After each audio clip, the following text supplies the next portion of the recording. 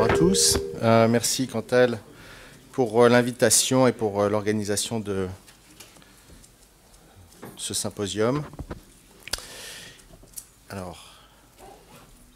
Donc, comme vous l'avez vu au cours des précédentes présentations et comme vous l'avez entendu il y a ces dernières années, de nombreuses améliorations, de nombreux progrès ont été réalisés dans le domaine du laser avec une amélioration des sources laser, une augmentation du nombre de longueurs d'onde disponibles pour traiter les lésions rétiniennes, l'apparition du multispot qui a aussi révolutionné en quelque sorte le laser rétinien ces dernières années.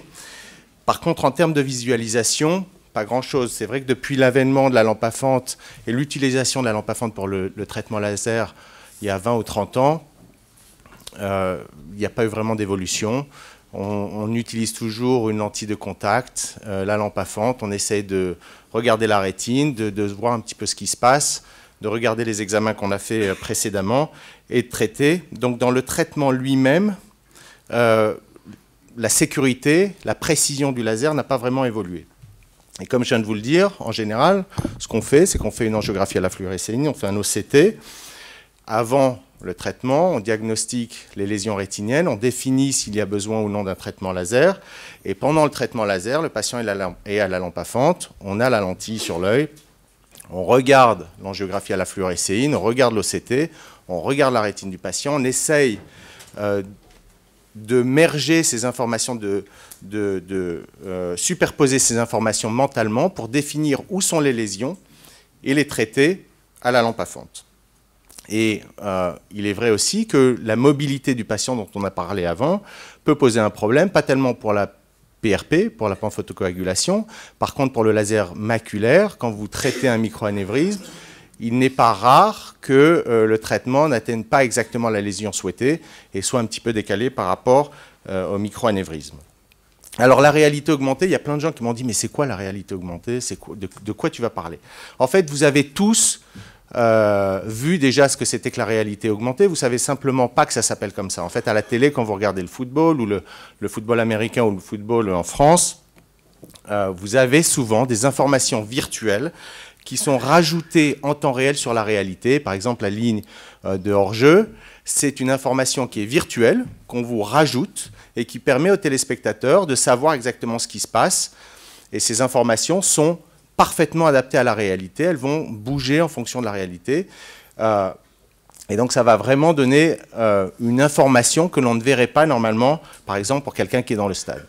Comment ça marche pour d'autres applications? Le smartphone, il y a plein d'applications de réalité augmentée qui sont en train de se développer, et donc vous pouvez très bien vous balader à New York avec certaines smartphones aujourd'hui, regarder un bâtiment et imaginez qu'il y a un restaurant dans ce bâtiment et le smartphone va vous donner des informations sur le bâtiment, l'année de construction par exemple, quel a été l'architecte ou quel est le nom du restaurant qui est dedans, le menu, le prix du menu, etc. Il y a Google, je pense que vous en avez entendu parler aussi, qui a lancé des lunettes de réalité augmentée.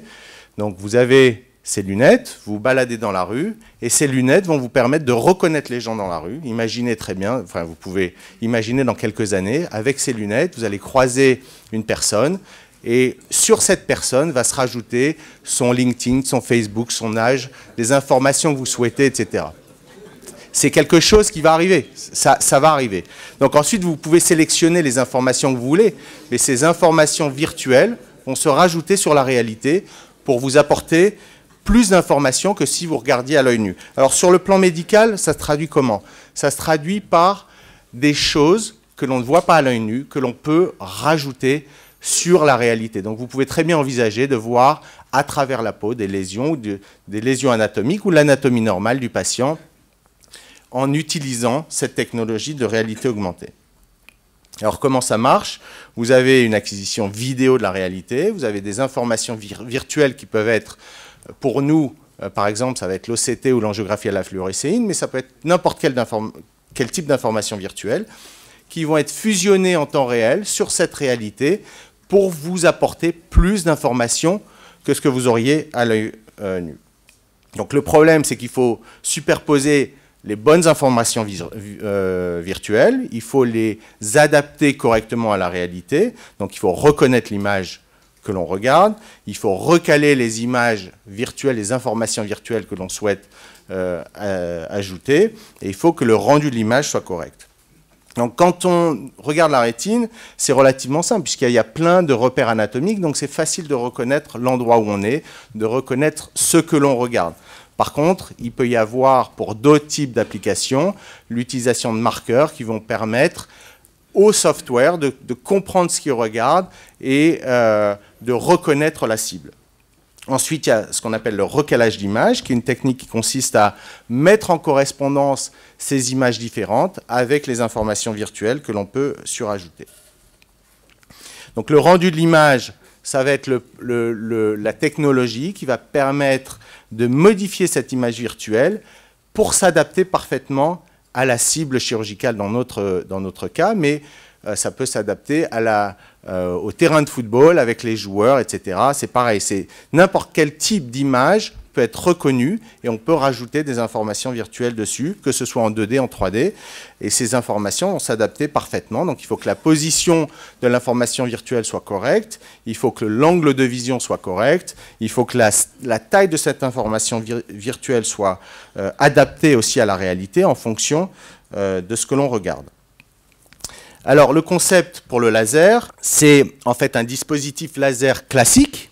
Vous avez une lampe à fente, vous avez un laser, quelle que soit la longueur d'onde qu'on utilise, plus un système qui va utiliser un ordinateur, des caméras, un écran et une plateforme de navigation qui vont vous permettre de reconnaître la réalité et ensuite de surajouter les informations souhaitées. Donc, ça va nous permettre d'améliorer la qualité du diagnostic, parce que c'est vrai qu'aujourd'hui, quand vous regardez la rétine à la lampe à fente avec une lentille, il y a plein de lésions qu'on ne voit pas. On voit les vaisseaux, mais on ne voit pas où sont les microanévrismes. Par exemple, s'il y a une lésion néovasculaire, on ne voit pas vraiment où les bords exacts de cette lésion. Enfin, il y a beaucoup de choses qu'on manque. Et on a ces informations grâce à l'OCT ou à l'angiographie à la fluorescéine, mais comme elles ne sont pas surrajoutées sur cette réalité, c'est vous, dans votre tête, qui regardez les repères anatomiques, qui regardez l'angiographie et qui essayez mentalement de recaler toutes ces informations et de traiter au mieux le patient. Donc ça va nous permettre d'améliorer la qualité du diagnostic, d'améliorer le plan de traitement, puisqu'il va pouvoir être fait avant la réalisation du laser lui-même. Et ensuite, on va avoir un traitement laser qui va être semi-automatisé. Je vais vous montrer un petit peu à quoi ça ressemble. Donc la première étape, c'est l'acquisition d'une image de référence. Donc vous avez la lampe à fente qui va scanner la rétine du patient, qui va permettre au système d'avoir une image de référence de la rétine complète. Donc là, ici, vous voyez la lampe à fente qui va scanner petit à petit la totalité de la rétine et le système du software embarqué avec le laser qui va créer cette image de référence de la rétine. Ensuite, vous allez importer toutes les informations que vous souhaitez, que ce soit l'OCT, l'angiographie à la fluorescéine, des rétinographies, etc. Ça va être importé dans le système du laser. Et puis, le software va, de façon automatisée, grâce à l'image de référence et ces informations que vous avez décidé d'importer, va recaler tout ça sur l'image du fond d'œil du patient en temps réel.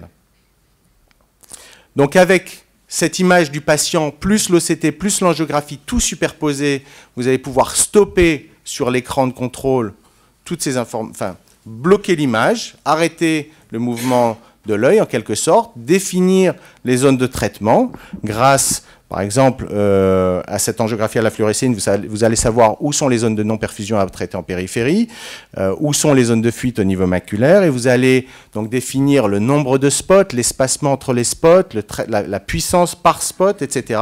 Vous allez planer votre traitement laser, et puis après, vous allez faire le laser. C'est-à-dire que grâce à la lampe à fente, l'image de la lampe à fente, lui, le laser va savoir exactement où vous vous situez dans la rétine. Et vous allez, sur l'écran de contrôle, savoir aussi où vous vous situez. Vous allez enclencher le laser et le laser va traiter la rétine par rapport au plan qui a été prédéfini. Donc le temps de réaction, par exemple, le temps de réaction humain c'est environ 250-300 millisecondes. C'est-à-dire que quand vous faites un laser maculaire, vous en avez tous eu l'expérience, vous êtes prêt à traiter, et au moment où vous appuyez, poum, le patient il bouge un tout petit peu. Trop tard, vous tapez, le laser est parti, l'impact est parti, il est à côté.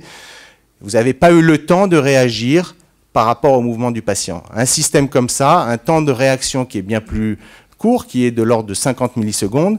Donc, s'il y a le moindre mouvement, le tracking va suivre la rétine du patient. Si l'amplitude du mouvement ou la vitesse du mouvement est trop rapide, à ce moment-là, le laser s'arrête, se réinitialise, et les traitements, les lasers, les spots vont être délivrés de façon beaucoup plus précise que fait de façon classique, comme on le fait traditionnellement aujourd'hui.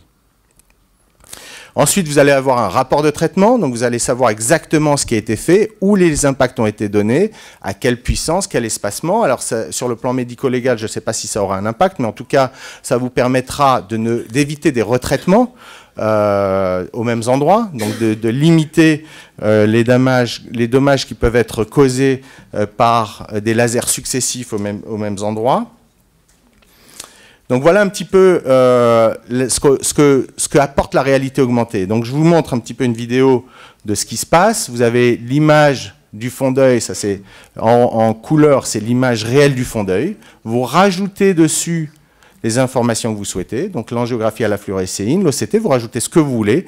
Vous pouvez plus ou moins changer l'alpha, c'est-à-dire l'opacité des informations que vous rajoutez. Vous pouvez voir la rétine, l'OCT, la fluo, l'un, l'autre, tous en même temps, ce que vous voulez. Ensuite, vous arrêtez cette image, vous la bloquez, vous faites votre plan de traitement, et après, eh ben, le laser peut être délivré. Vous allez voir, là en l'occurrence, un impact laser, enfin le lambing beam, qui va être...